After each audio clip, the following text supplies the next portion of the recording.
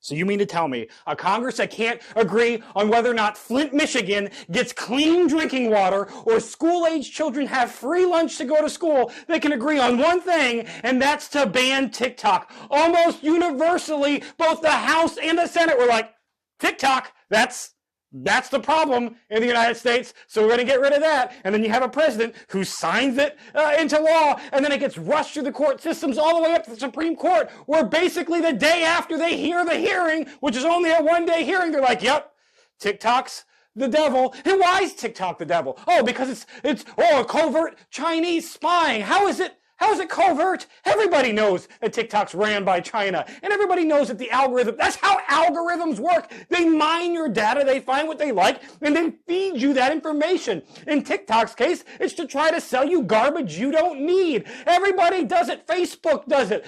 Go Google something at home. Google 30-inch TV, and then see how long it takes to get onto Facebook and get advertisements for 30-inch TVs. It's because they're mining your data for you. Like, it doesn't, that's what these companies do. And well, maybe it's because that China companies are better at doing that than the American companies. Maybe that's it. Or they like to say over and over and over again that it was because, they're feeding you what you want, or what they want you to hear, and so you're going to use that to get propagandized.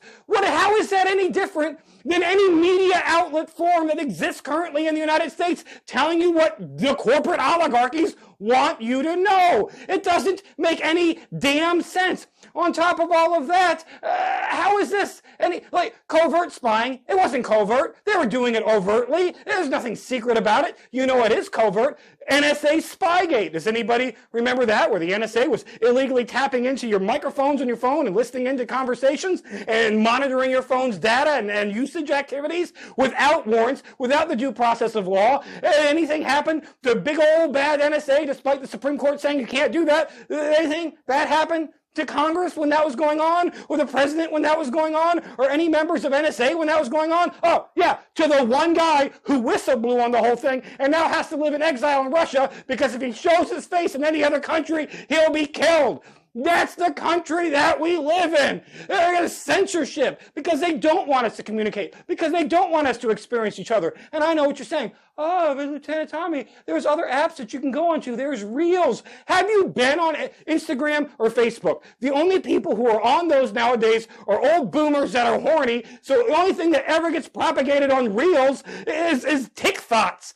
Tick Thoughts from 8 months ago on TikTok. That's it. If you're an Instagram, content creator or a Facebook content creator, you're shouting into the void unless you're shouting about sex. It's stupid. And don't even get me started on Lemon 8. It looks like Imgur had sex with TikTok and created this horrendous offspring called Lemon 8, which, by the way, it's still owned by TikTok, and it's also going to be banned, so that's not an option for any of us to go to.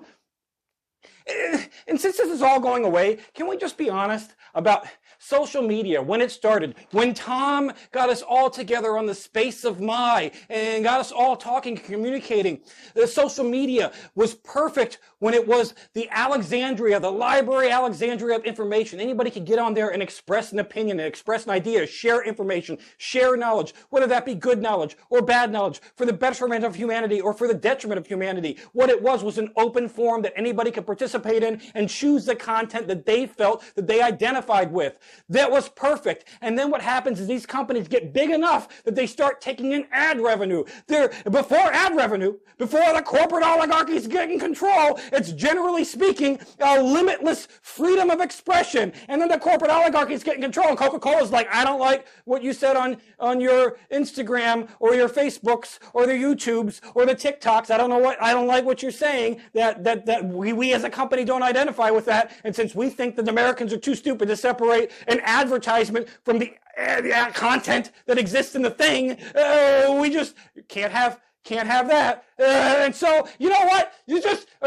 I hate it. I hate this world. Do you know who bans things? And you know who blocks things? And you know who gets rid of books and media formats and all of that? Fascist countries, which I guess shouldn't come as a surprise because during our Civil War, Abraham Lincoln and traitor President Davis, the first things they did was shut down newspapers, ban freedom of speech, and arrest people without habeas corpus. So I guess we've always been a fascist country. And so here we are saying that China's the bad guy because they're communists and they're evil and they're wrong, but we're doing the same thing. And since this app is going away and social media in general is going away, and I'm probably going to get locked in the room because I'm some kind of evil, crazy person, I might as well tell the truth. TikTok, every time I said it's a prop and it's not real and it's for education purposes, I lied. They're real guns, TikTok.